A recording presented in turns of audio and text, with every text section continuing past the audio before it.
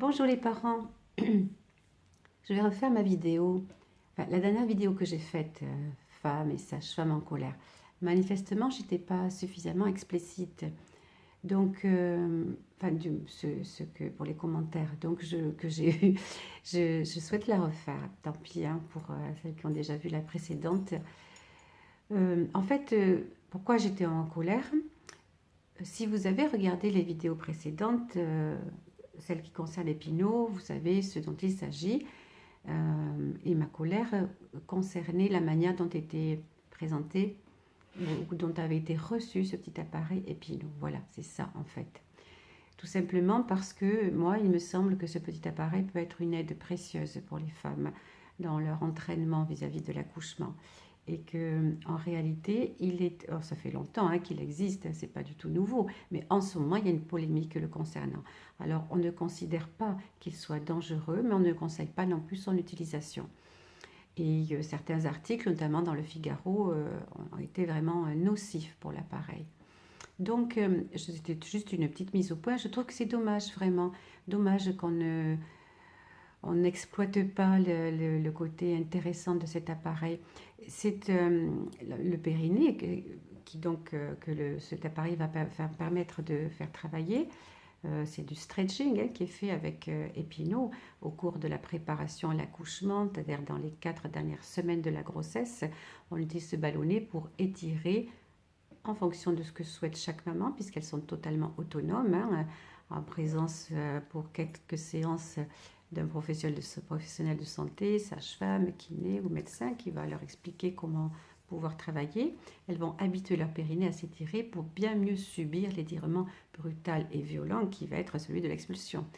Au cours de leur entraînement, ce sera lent, discret et tranquille et surtout à leur propre rythme.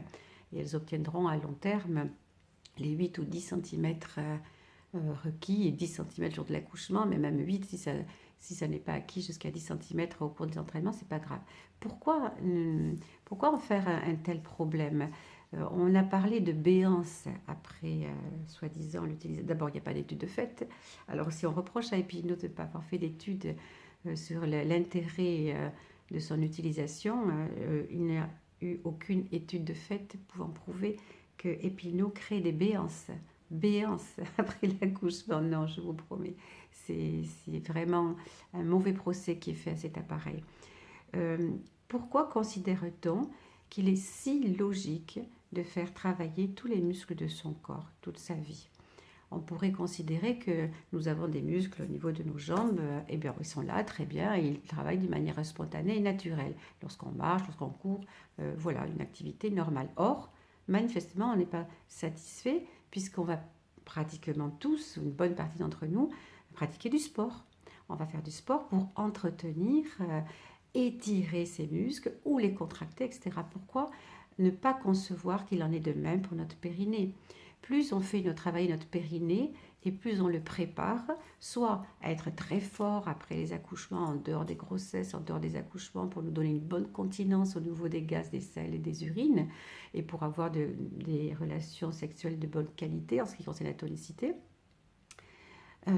Pourquoi? Et aussi, on prépare notre périnée dans l'étirement, le stretching, et bien justement dans la préparation de l'accouchement, pour l'aider à mieux supporter l'étirement qui va lui être demandé au moment de l'accouchement. Ça me semble logique. Toute notre vie, on la passe, c'est dans,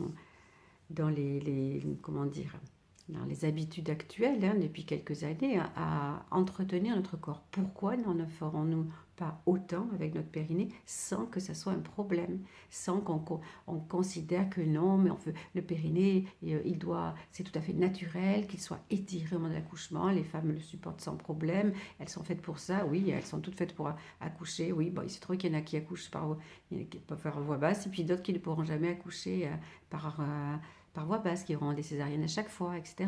Leur périnée est peut-être fait pour accoucher, pour s'étirer, pardon, correctement. Or, pour certains, ce sera beaucoup plus difficile. Mais si on entraîne ce périnée, si on l'habitue à s'étirer, eh bien oui, ça sera beaucoup plus facile. Bon, voilà. Ma colère concernait la manière dont on recevait cet appareil, dont on l'envisageait d'en faire quelque chose de nocif alors que c'est quelque chose qui peut être vraiment intéressant pour les femmes. Voilà, c'était tous les parents. Ciao, ciao, je vous souhaite une très bonne journée. N'oubliez pas de vous liker si vous êtes intéressé et puis d'aller voir le blog. Au revoir.